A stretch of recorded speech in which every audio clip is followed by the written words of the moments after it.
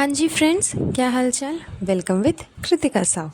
तो हमारा आज का जो ये पॉडकास्ट है ये चबूतरा मैडम के ऊपर होने वाला है, क्योंकि काफ़ी दिनों से मैडम का ब्लॉग मैंने देखा नहीं, तो मुझे लगा कि चलो चबूतरा ने कुछ खास अपडेट नहीं किया है, लेकिन इसने तो पूरा एक वीक का अपडेट अपने एक ही ब्लॉग में डाल दिया। एंड ब्लॉग को खींच तान कर करके 30-24 मिनट का कर दिया। तो जब मैंने ब्लॉग देखा तो मुझे लगा यार, मतलब अपने आप को क्लैरिफाई करने के चक्कर में ये क्या कुछ नहीं बोल गई। अपने व्लॉग में इसने काफ़ी सारी चीज़ें बताई, काफ़ी सारी चीज़ें बोली जो कि झूठ पे झूठी थी। सच तो कुछ भी नहीं था, लेकिन अपने आप को क्लैरिफाई करना था, इसे अपने आप को सही साबित करना था। इस वजह से ये सारी चीज़ें इसने अपने ब्लॉग में बताई। एंड क्या बताई, आई नो कि अधिकतर लोगों ने सुन ही ली होगी, लेकिन फिर भी जिन्होंने नहीं सुनी, जिन्होंने सच्चाई नहीं जानी है, उनके लिए आज का ये पॉडकास्ट है। तो पॉडकास्ट को लास्ट तक ज़रूर सुनिएगा। तो जैसे ही चबूतरा का व्लॉग आया, फ़्लाइट के बाद वाला, फ़्लाइट में जाने के बाद फ़्लाइट का जो एक्सपीरियंस था उसके बाद का इसका जो व्लॉग था, उस व्लॉग के बारे में आज मैं बात करने वाली हूँ।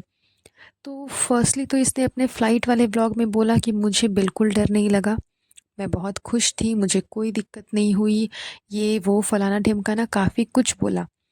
लेकिन जब इसने नेक्स्ट व्लॉग डाला तो नेक्स्ट व्लॉग में इसने कहा कि हम रिटर्न फ़्लाइट से इसलिए नहीं आए बिकॉज़ मुझे काफ़ी डर लगा था।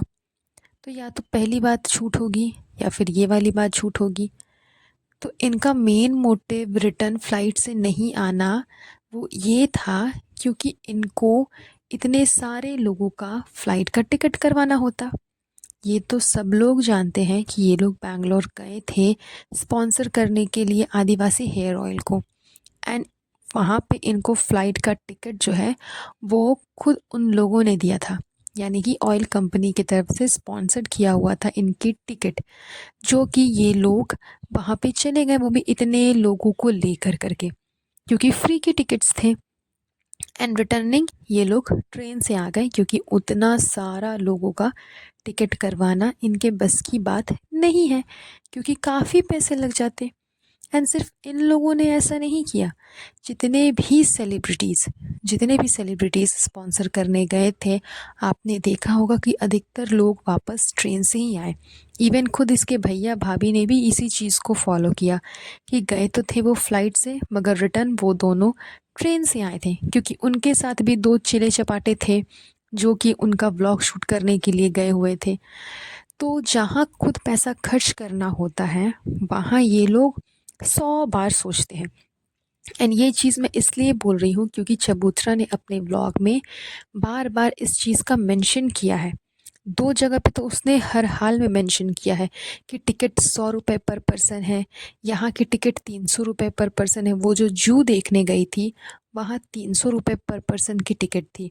एंड कुछ और देखने ये लोग जो गए थे पैलेस वगैरह, शायद वहाँ की टिकट 100 रुपीज़ पर पर्सन थी।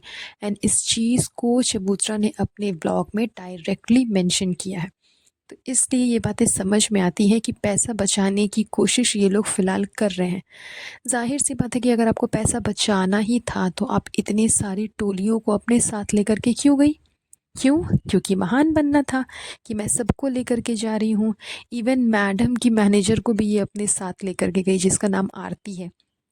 क्यों? मैडम चाहती तो वो अपने साथ उसे नहीं ले सकती थी, लेकिन मैडम तो उसे लेकर के गई नहीं। तो इस चीज़ को भी चबूतरा ने क्लियर कर दिया कि उसने खुद कहा था कि चलो मैं तुम्हारे साथ में चलती हूँ, क्योंकि तुम्हें डर लग रहा है फ़्लाइट में जाने से। तो ये सारी चीज़ें हुई। इसके बाद इन लोगों ने जब पैलेस देखा तो पैलेस में इन लोगों को शूज़ बाहर खोल करके तब अंदर जाने के लिए कहा गया। तो ज़ाहिर सी बात है कि हमारे रिलीजन में, मतलब हिंदू रिलीजन में, आप अगर मंदिर में एंटर करते हो तो आप शूज़ पहन करके नहीं जा सकते। शूज़ चाहे चप्पल या फुटवियर चाहे कुछ भी हो, आप नहीं पहन के जा सकते, आपको खोल के ही जाना होगा। तो ये तो कॉमन सेंस वाली बात है। इतना तो इनको पता ही होगा, जैसे हमें इनके रिलीजन के बारे में पता है, इन्हें भी हमारे रिलीजन के बारे में पता होगा ही। फिर भी इतना बचकाना हरकत करके कि मुझे नहीं पता कि वो लोग क्यों शूज़ खोलने बोल रहे हैं, क्या रीज़न है, तो वो कर कर के ये अंदर गई। उसके बाद जिस तरह से इसने हमारे रिलीजन का अपमान किया, एंड ऐसा मतलब ये नहीं है कि सिर्फ हमारे रिलीजन का इसने अपमान किया, क्योंकि इसके अंदर संस्कार नाम की चीज़ है ही नहीं। ये अपने रिलीजन के भी हर एक चीज़ को, हर एक फेस्टिवल को, हर एक नियम को, तौर तरीक़ों को इसी तरह से अपमान करके ही बोलती है। ये अपने रिलीजन के लिए भी किसी चीज़ को मतलब इज़्ज़त दे कर के, जो कहा जाता है कि इज़्ज़त दे कर के बोलना, इज़्ज़त दे कर के बताना, वो नहीं करती है। एंड हमारे रिलीजन में तो खैर इसने वही किया, क्योंकि वहाँ पे जब गणेश जी की मूर्ति रखी हुई थी तो इसने उन्हें सिर्फ गणेश करके प्रोनाउंस किया कि वहाँ पे गणेश की मूर्ति है, गणेश की मूर्ति है। इसने ये नहीं कहा कि वहाँ गणपति बप्पा की मूर्ति है या फिर गणेश जी की मूर्ति है। तो इसने इस तरह से हमारे रिलीजन का अपमान भी किया। उसके लिए तो खैर इसके मतलब हेट जो है ना इसके प्रति, वो और ज़्यादा बढ़ गई। एंड नॉट मेरी तरफ से, हर एक पर्सन, इवन खुद इसके रिलीजन के लोग भी ये चीज़ बोल रहे हैं, हमारे रिलीजन के लोग भी ये चीज़ बोल रहे हैं कि आप अपना पहले तौर तरीका बदलो।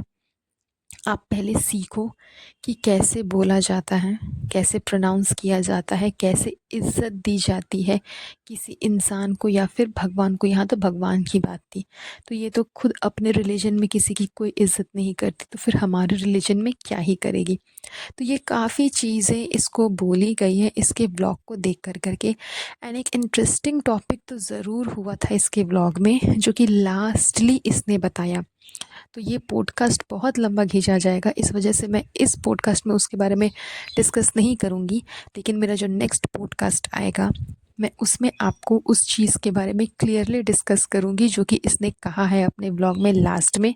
एंड इसने क्यों कहा, क्यों अपने आप को क्लैरिफाई किया, क्लियर किया अपनी। ये कहती है ना कि मैं सबको जवाब नहीं दूँगी, सब ट्रोलर्स की बातों का मैं आंसर नहीं करूँगी, लेकिन इसने वो चीज़ की क्योंकि इसे पता है कि ये खुद गलत है। इसने इतनी ही गलतियाँ करके रखी है अपने व्लॉग में कि इसे हर एक पर्सन को जाकर के आंसर करना होता है। ये कहती है कि इसे फ़र्क नहीं पड़ता, लेकिन इसे फ़र्क पड़ता है। तो उस बारे में हम नेक्स्ट व्लॉग में डिस्कस करेंगे। अभी तो मैं इसके बारे में इतना ही कुछ कहना चाहूँगी। इसके अलावा जिस तरह से इसका रूटीन है, खाओ पियो मॉल जाओ, खाओ पियो मॉल जाओ, तो उसके लिए भी ये काफ़ी ट्रोल हो चुकी है। लोगों का यही कहना है कि ये मॉल में ही एक कमरा ले ले, मॉल में ही जाकर के एक रूम ले ले, ताकि बेचारी का पेट्रोल भी बच जाएगा एंड नया कंटेंट भी मिल जाएगा एंड इसे इतनी दिक्कत भी नहीं होगी बार बार आने जाने में एंड ना ही इसकी तबीयत ख़राब होगी, क्योंकि ये तो है घबराहट क्वीन। कहीं से भी घर वापस आना है तो इसकी घबराहट शुरू हो जाती है, इसकी तबीयत ख़राब हो जाती है। लेकिन घूमने फिरने के टाइम पे इसका तबीयत बिल्कुल नॉर्मल रहता है। एंड लोगों का ये जो ओपिनियन है ना कि इसे मॉल में ही जाकर के एक कमरा बुक कर लेना चाहिए, वो बिल्कुल सही है। क्योंकि बार बार आप एक ही चीज़ अगर किसी को भी दिखाओगे कि मैं मॉल जाती हूँ, ये चीज़ खरीदती हूँ, वो चीज़ खरीदती हूँ, मॉल जाती हूँ, ये चीज़ खरीदती हूँ, वो चीज़ खरीदती हूँ, तो लोग तो बोर होंगे ही। जैसे कि मैडम का ब्लॉग देख कर के बोर हो रहे हैं। उनका फ़िलहाल एक ही कंटेंट है कि डॉक्टर से मिलवाना है, ज्ञान देना है, मदरहुड की जर्नी बताना है, बस यही सब कुछ। तो मैडम को ये चीज़ रियलाइज़ भी हो गई है कि उनका जो ब्लॉग है वो काफ़ी बोरियत वाला हो रहा है। एंड इस चीज़ को मैडम ने खुद ही एक्सेप्ट कर लिया।